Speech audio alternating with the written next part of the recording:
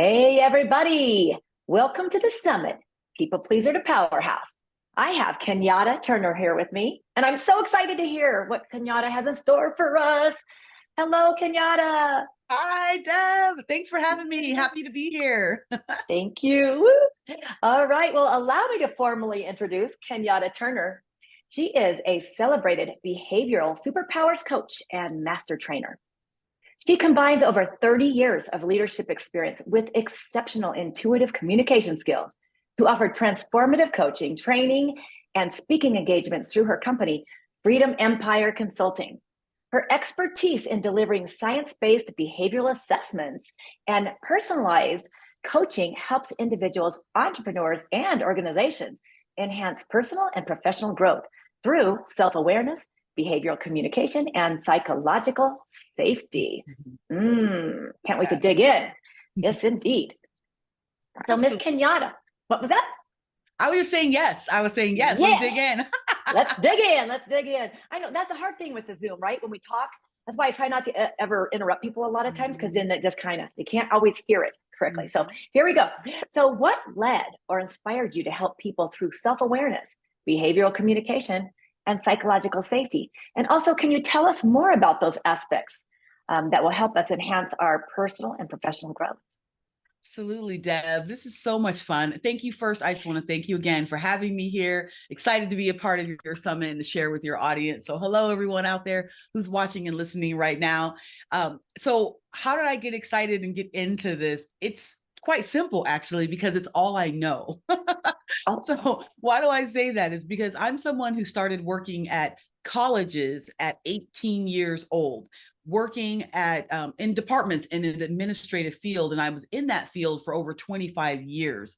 So if you think about what happens on a college campus, it's two kinds of people. One, you have the students who are there, ambitious, excited, they're got goals, they want to move forward, and then you've got the employees. Now, they're not exactly like the students. They may be there for different reasons, but if you think about it, they're employees who are trying to usually grow in their career. They're trying to advance their own lives. So I literally grew up in a space of personal growth and development and achievement because it's all I knew. So I was always immersed in achievement and self-development and self-awareness, professional development, personal development. It's the environment that I grew up in. So I've always been interested in it.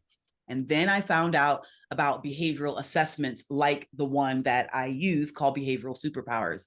And that information was everything I wish I'd known in those 25 years that I was working with other people, not only about them, but about myself.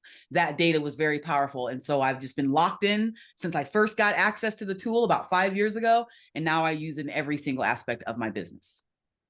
ooh, that is amazing. And I've always been very into like personality assessments. And just recently, I learned about an assessment that's from our cognitive part of our brain, the doing part.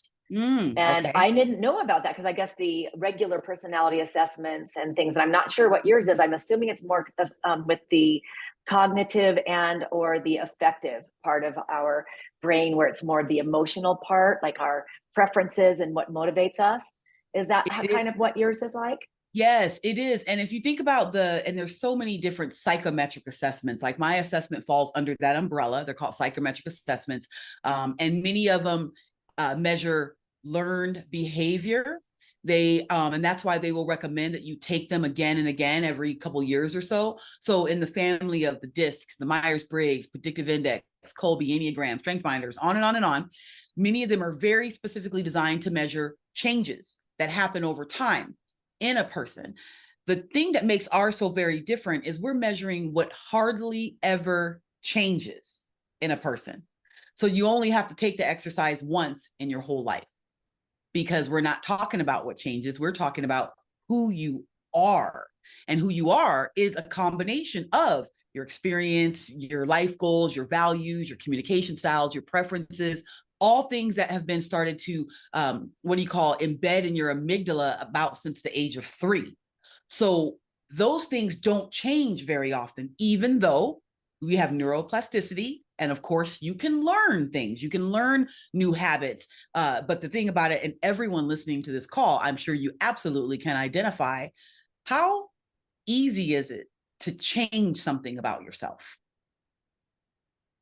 Yeah, Usually it's hard, not. not It's easy. very hard, And you try right? over your whole lifetime to do it, and it's baby steps for a lot Bingo. of us. And I'm super, Bingo. super personal growth oriented as well. It started when I was 17, and it's Mhm. been hitting the road ever since. So I feel you on that for sure. Absolutely. So we measure what hardly ever changes. And why I say hardly ever is because the amount of work that you have to do to change the things that we measure is like an act of Congress. Like it really is. Not to say it can't, but we really teach people that it isn't so much about change as it is learning how to flex in Yeah. the moment, because you are who you are. You're not going to wake up tomorrow and be a brand new person. But in some applications, and if we're talking to people pleasers who's listening to this this summit right now, someone who may identify as someone who feels like that's their natural way, like they feel like they're always compelled to really want to help people and please people and make sure everyone else is happy, sometime at their own detriment.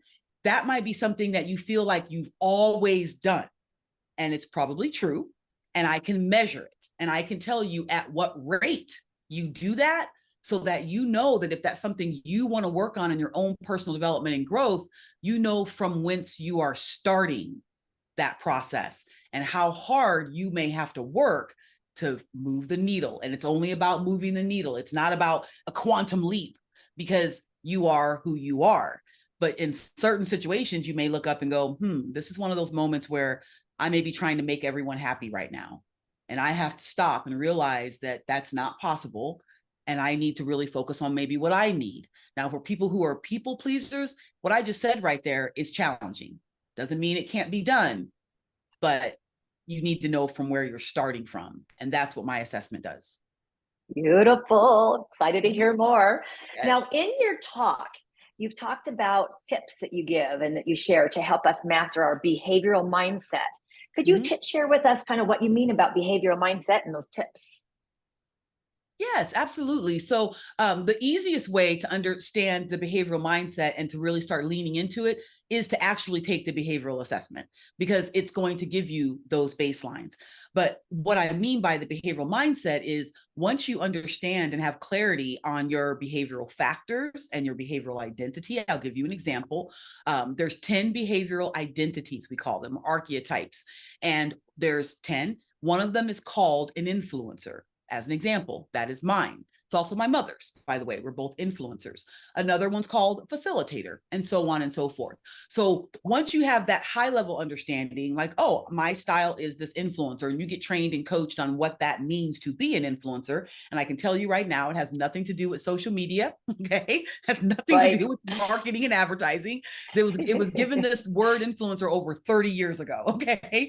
So it really Yes. is what the word means. So once you have an understanding of that, then you lean into the mindset of that, meaning you were already an influencer, whether you took the behavioral assessment or not.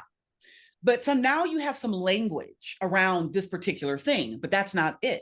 We have 8 factors that we measure that tie into the type of influencer I am.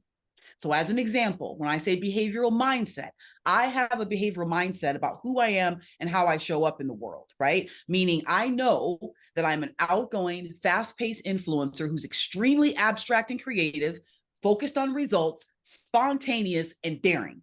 Okay. Now, that's very high level, but that's who I am. That's not who I want to be. It's who I already am. So when I talk about behavioral mindset, it is when I think about solving a problem, working on a project, getting ready to go to the grocery store, that mindset is embodied in how I make decisions about how I'm going to do things. And I accept it for what it is. I lean into it. So that means if I'm making decisions, I'm working with a person, I remember that I'm this outgoing, fast paced person. And my mindset is the person I'm speaking to similar to me? And if they aren't, what might they need in this moment from me so I can best connect with them? And it might not be my natural style. I may need to flex into what they need. My mindset is always around that process of acceptance and self love of who I am and how I show up. And if I can help teach others that, then it goes a long way to me maintaining a growth mindset, me maintaining a mindset of achievement and positivity, because I'm in love with myself. But if I don't truly understand my own behavior and I don't accept that because I'm always trying to change that, well, it's hard to have a positive behavioral mindset versus a negative one. Hopefully that helps. Yeah, that's awesome. I love it. And just really quickly, Sure. this is, I probably know the answer here, but, and um, you said that there was 10 behavioral identities Correct. and that you were the influencer as Correct. far as that's what, Yep. and then there's also 8 behavioral factors. I'm going to ask you about that next. However, Yep. like in the case of people pleasing, do people pleasers tend to fall into would you think that they would fall into a specific behavioral identity? Yes, they do. They may be in a particular identity, but the real data of why they may be a people pleaser in that realm, that description, is also going to be tied to those factors. So Okay. it's Yep. both of those things. It may be which of the 10 they are. They may tend to lead more towards the relationship side of the 10 styles. So we have like a wheel, right? And all 10 are around the wheel. And the ones on the right half side of the wheel typically are relationship focused identities, meaning they always think about the relationship in at first with Mm-hmm. whatever they're doing. The ones on the left side of the wheel often think about results first. So those are two polar opposites if you think about it: relationships versus results, the mission and the people. Now, it doesn't mean the people on the relationship side won't get results or can't get results, but building a relationship is how they're going to get the results, right? Beautiful. People on Okay. the results side will figure out which relationships do I need to build to get the result. So it's about your natural way of going about it. And then the factors really dial it in as far as where someone may be considered a people pleaser, by their own regard based on the other factors. Sweet. Just so everybody knows, Kenyatta has been very gracious with me today. It's been a very busy day for me, and we flexed and Yeah. moved this a few times today. And because I have a busy day, anyway, she had asked, "Well, hey, why don't you take my style assessment?" And I'm like, I love these things. Like I dig these things, and now I'm like, crud! I can't even take this until later, like later, maybe tomorrow. So I'm super excited to take your assessment. And I already know kind of where some of it's going to fall. However, Mm-hmm. let's move into what I don't know. What are those 8 critical behavioral factors? Yes, the 8 behavioral factors. So when you take the behavioral exercise, and this is for you as well, because you're going to take it. And of course, anyone who's listening who may have an opportunity to take it, is that there's going to be 10 minutes, 10, 15 minutes for you to answer these questions. There are only 46 questions, and it's called a forced choice triad. It'll give you 3 things, and you have to choose most or least out of the 3, which one is most like you, which one is least like you, and then you have to leave one out. Okay, that's the process to go through that. And it really gets to the core of who you are based on how those questions are asked. And out of the 4,600 data points that we measure, okay, we have 8 factors that we can aggregate those 46 data points into that give you scores on these particular factors. And these scores also are a correlation to the percentage of the population who's also taken this exercise in the last 30 years and millions of people. Okay. So we'll give it to you in both kind of ways. But the 8 factors are, we'll do it from memory. So there is the take charge factor, or I'm sorry, the command factor. There's command, people, patience, trust, risk, pioneering, creativity, and structure. Okay, those are the 8 factors, and we have scores on all of them. So if someone may fall into what might be considered a people pleaser category, someone who's really, in my world, I envision that as someone very focused on relationships.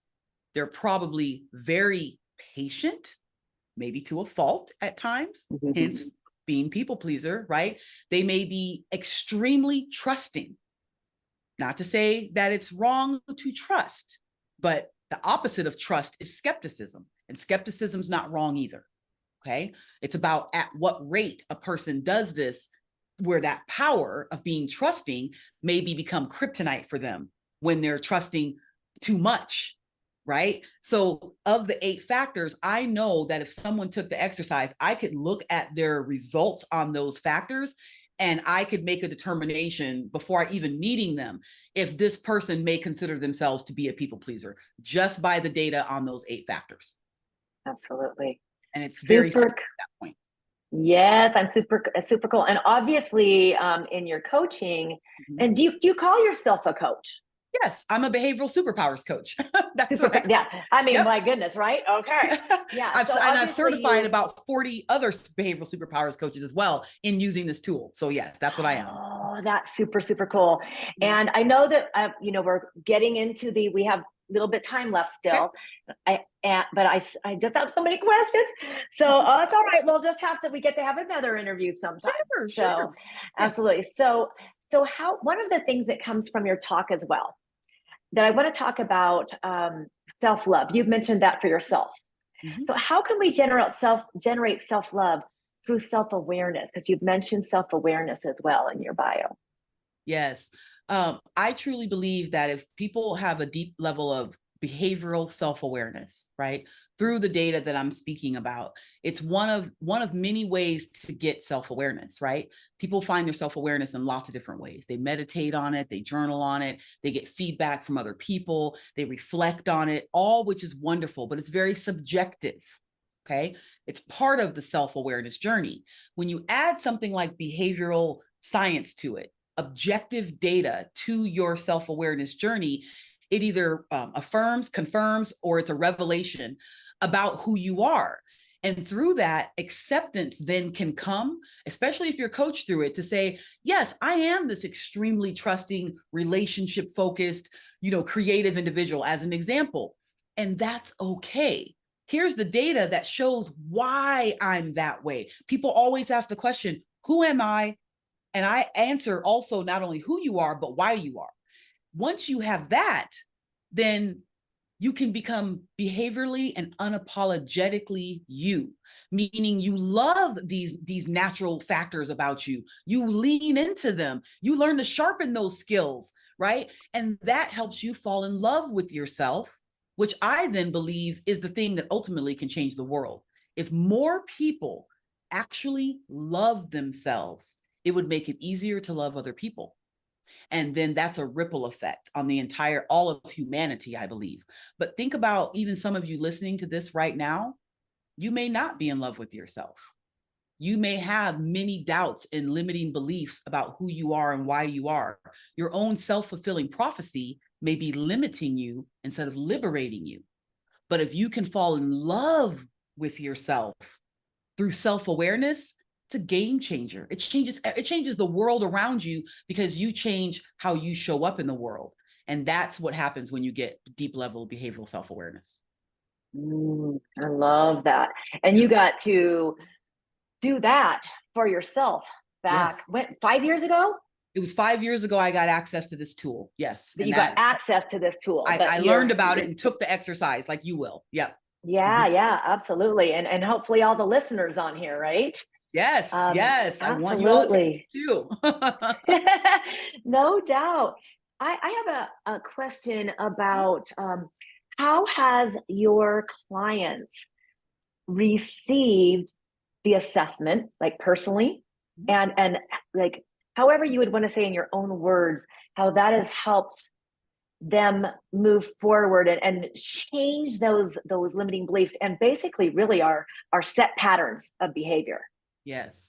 So, first off, my clients are anywhere from 12 years old and up because I can give the same assessment to a 12-year-old. Actually, next week I'll be giving it to 30 12-year-olds, 12 and high school age kids, helping them learn and grow. So no matter who it is who takes the behavioral assessment, there's something that always winds up happening right out the gate. The process is called discover, uncover, and unleash. They take the discovery exercise, and right away, the reveal of what their behavioral style blows their mind. They're like, get out of my head. How did you know this thing? And it's because with all the data that goes into this exercise, after millions of people taking it over the last 30 years, it's scientifically validated in 125 countries and 11 different languages. So we know because of that data that it has a 97.1% predictability rate. 97.1. So just about everyone who reads the results are shocked at how accurate it is. It's like it's them on a piece of paper. So that's a universal response right out the gate, is that discovery process. The next thing that happens is if they get any coaching on their report, they have some conversations with someone like myself who helps them understand the data behind it. They have what we call a behavioral awakening, where they literally, and they tell me this, like I use the term behavioral awakening because it's the best way I could describe what I saw happening again and again and again and again and again. And it's like their eyes, all the wool just gets pulled off of their eyes. And one of my clients said to me, Kenyatta, you teach people how to quit BSing themselves about who they are. I'm like, oh, can I use that as a tagline? That sounds great, because I feel like that's what I do. So then you can't lie to yourself anymore.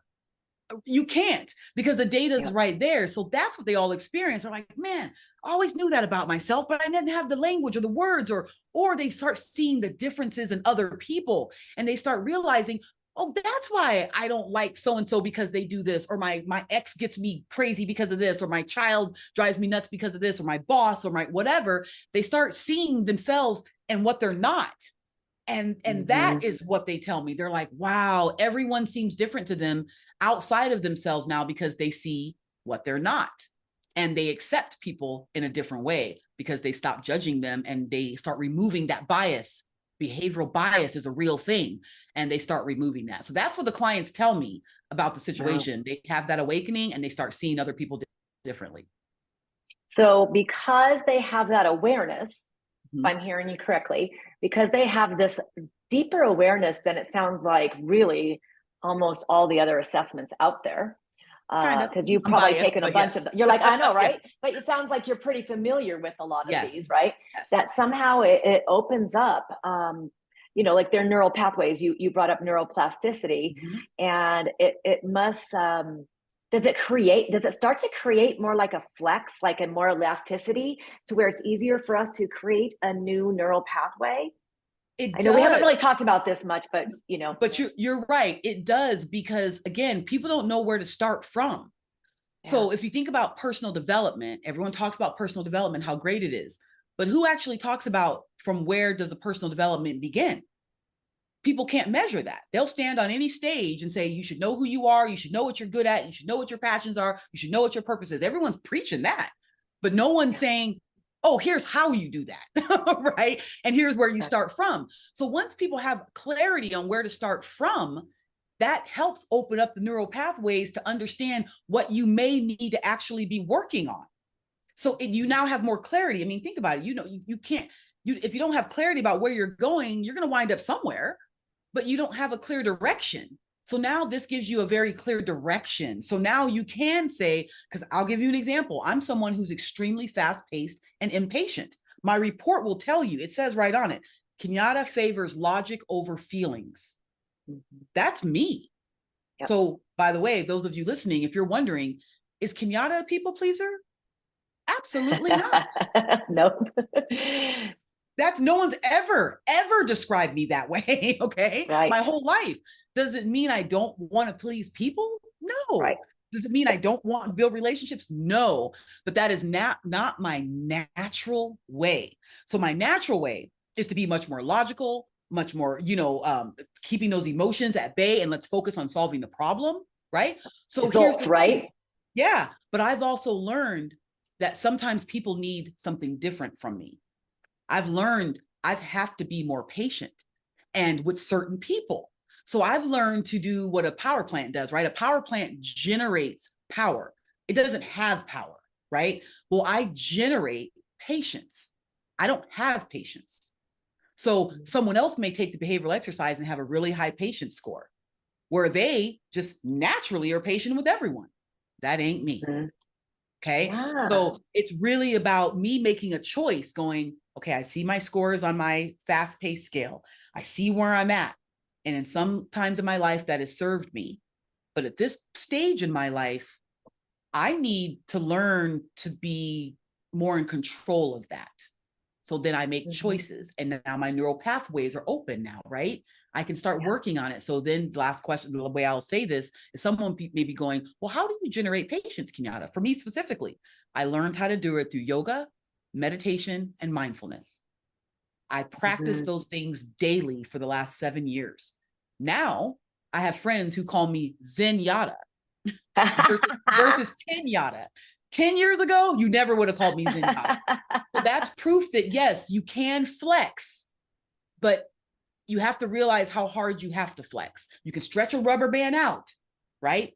And when you let it go, it'll go right back to its original shape. I will go right back to being fast paced. But if you stretch a rubber band too hard and too long, what happens? It breaks. So that's why you have to learn to be fluid in your own growth, because you can't just change like that overnight. You'll snap. So hopefully that answers the question. Yeah, I love that. That's awesome. And I love Zenyatta versus Pinata. You know, and Kenyatta, you brought up a really great thing that's been brought up in many of these interviews is we got to practice, folks. Like we got to practice because we have our natural way of being that we've been for so long. And sometimes we get mad at ourselves and get down on ourselves and hate ourselves because we keep doing the same thing. Like we keep on, well, let's say people pleasing. We keep on saying yes when we really want to say no, and overstretching, or we eat that cookie when we really want to lose weight, whatever. Right. And it's like, you know, I bring up this with everyone. We got to have compassion for ourselves, and we get to practice. It's just not going to just happen because, you know, our minds are set this way and we've been doing it, thinking a certain thing for so long. It takes time.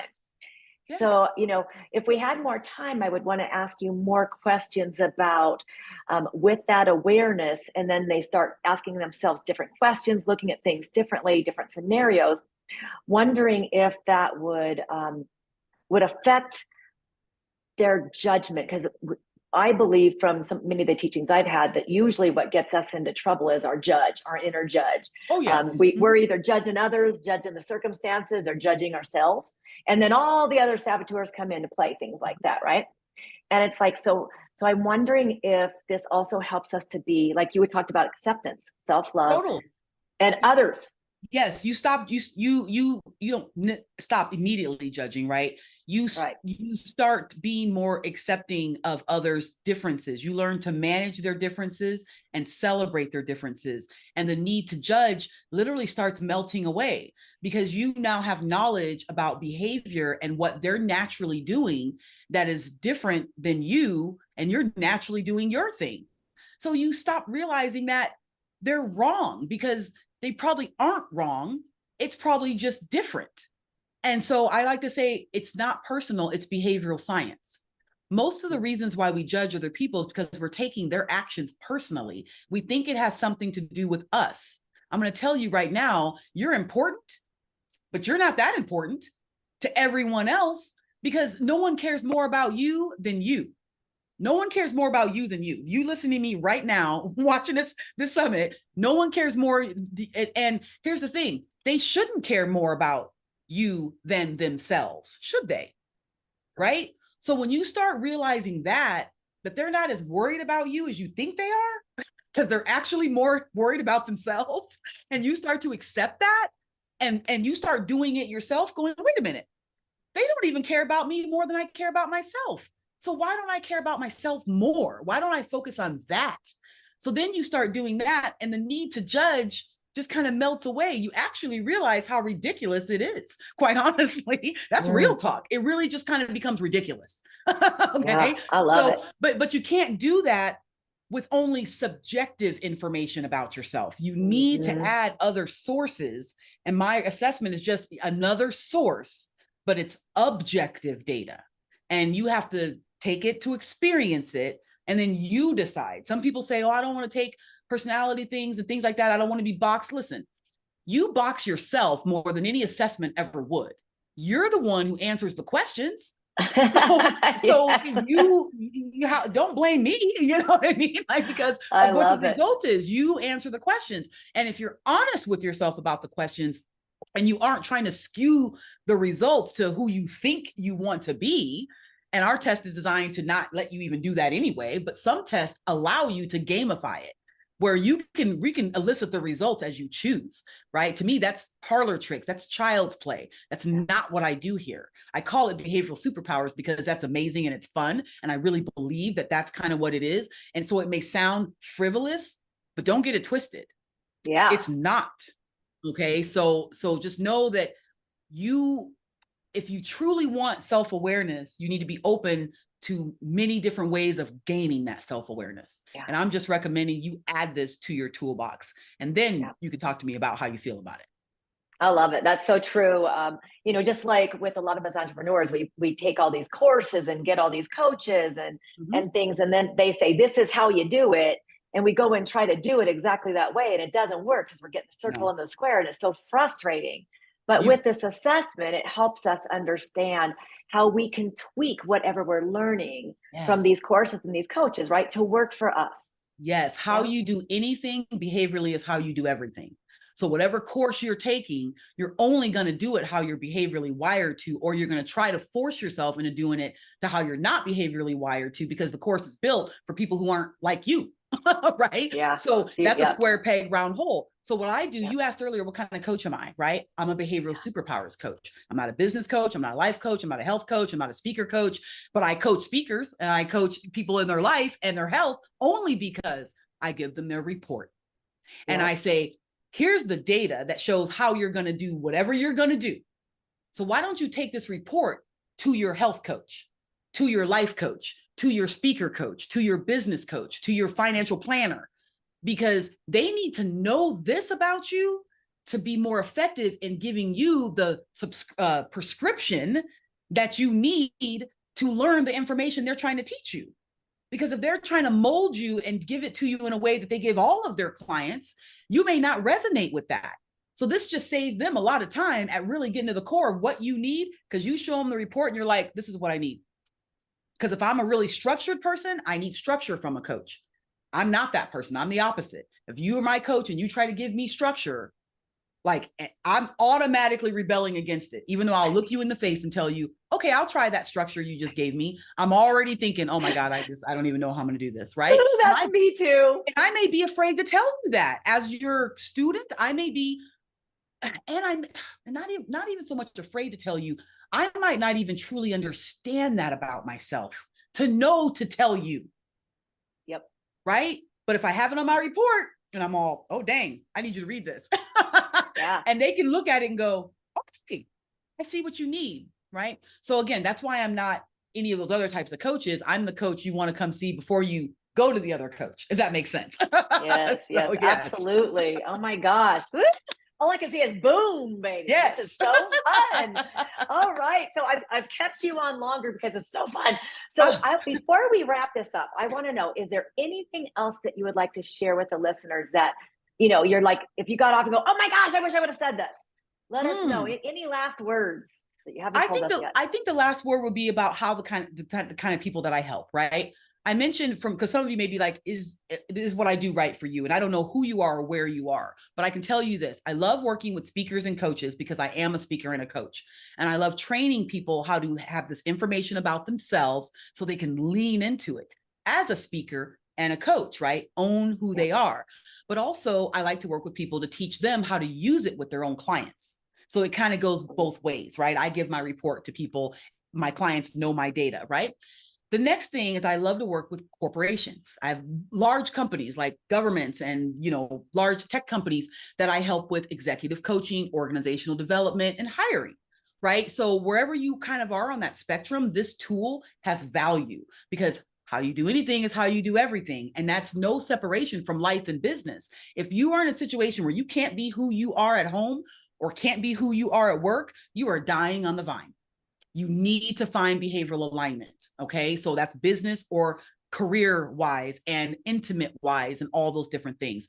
And then the last thing is young people. You may be thinking, my 15-year-old, I wonder if this would help them. It would. Your 15-year-old is dying to know who they are. They want to fit in, but they still want to stand out. And you, even Yeah. listening to me, the adult, you want to fit in, but you want to be unique, right? So this is applicable in all those different ways. So that's just what I wanted to share. If someone's like, could this help me or my organization or my child? The answer is yes, absolutely. Awesome. Mhm. Awesome. All right. I have my son asking me a question in a text. Hopefully, he doesn't pop in here. Um, Thank you so much. Now, lastly, please tell us about your free gift that you're giving our listeners. Yes, I want to offer you the opportunity for two things. One, you get to have a 15-minute behavioral strategy session with me. That is going to be included, but you also get a link to take the behavioral assessment. So I want you to take the assessment, right? And when you get the little freebie, you'll schedule a 15-minute appointment on my calendar. As soon as you're done, it'll pop up with a link for you to create your account and take the behavioral assessment. And just make sure you take that before we meet, because I'll do a little laser coaching laser coaching with you on your results. So that is the freebie. I don't want you to speculate where you think you are. I want you to know where you are. So that is my gift to you. Please take the behavioral discovery assessment and find out what your behavioral superpowers are. Yes, yes, yes. Thank you. This has been fabulous. So much fun. So everybody, do not forget to click on that link and get her free gift. It's going to be fabulous. I cannot wait to do it. And just thank you so much for taking your time, also being so gracious with me and your time, and being flexible. You had to use your flexible powers. Of course. Yes, of course. I had to generate patience, right? Yes, you did. I was very I was good, I made, and one thing I want to mention too, I forgot to mention this. If you're listening, connect with me on LinkedIn, connect with me on the socials. You can find me Kenyatta Turner or Freedom Empire Consulting. But LinkedIn is my jam. So if you are on LinkedIn, make sure you connect with me there. And of course, I'm sure all my contact information will be there so you can reach out. But I appreciate that. And Deb, you've been amazing. Again, I love being a part of this. I'm inspired by you for doing this, and I'm excited to be a part of your summit and connect with your audience. So thanks for having me. Thanks, me too. I can't wait to get to know you better. This is gonna be so fun. So everybody, remember to enjoy our next speaker in line to help you move from pleaser to powerhouse.